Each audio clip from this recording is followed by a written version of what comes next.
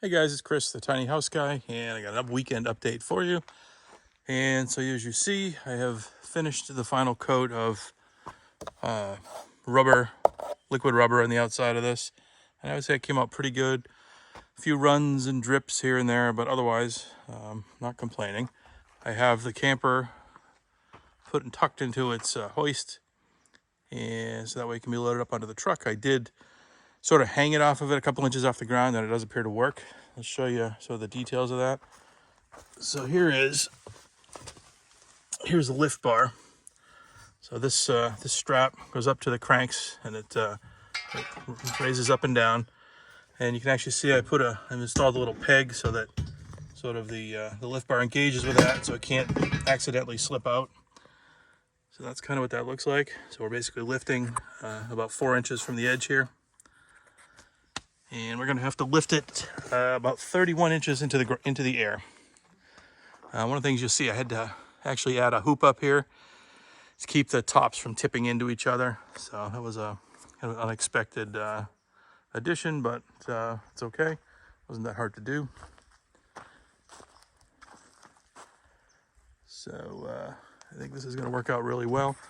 And worst case, if for some reason one of the straps were to break, it's so tight in that in its hoist that worst case it would actually sort of like, it might tilt sideways, but it's actually going to hit this post right here or the other post, depending on which cable breaks. And the only ones that are likely to break are the front ones, because that's where all the weight is. But I think it'll be fine even if it were to break. Can't imagine each one of these is rated for 1,300 pounds. But you never know. UV light in the cables and all kinds of bad things could happen. So just thinking out loud there a little bit. So let's go inside. The bugs out here are getting terrible this time of year. Hate mayflies. We also have a sort of a new little sideline that I've been playing with. This is a laser cutter. It's an X-Tool D1 Pro. It's the, what is that? It's a 10-watt version of it. I get the air assist, and I got my laptop out here and sort of started playing with this a little bit. One of the things I want to do with it is I want to create drawers and storage for the inside of the camper. So this is sort of a prototype of sort of one of the first things. So this is going to be probably for underneath the counter. So this would actually slide in here, just kind of slide in and out. So, I'm going to have 2 shelves, I think, under the counter, and then 2 more underneath the wood stove for starters, and then we'll figure out what else I want to do. Kind of just getting the hang of it. I don't really like, if you can actually see, here's one of the pieces. You can actually see there's a lot of burning on the bottom of this, because I don't actually have I have this honeycomb thing. This thing right here, you're supposed to put the wood on. This one's a little small, and these pieces are actually, as you can see, are very big.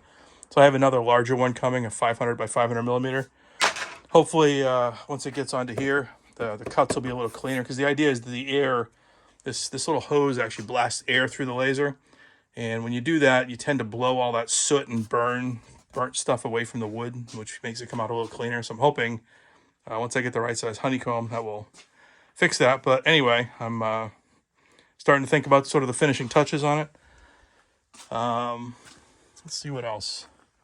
I think that's really about it for this week. I think next week I got to hoist it up to 30 inches, pull my truck under it, and see how the truck handles it.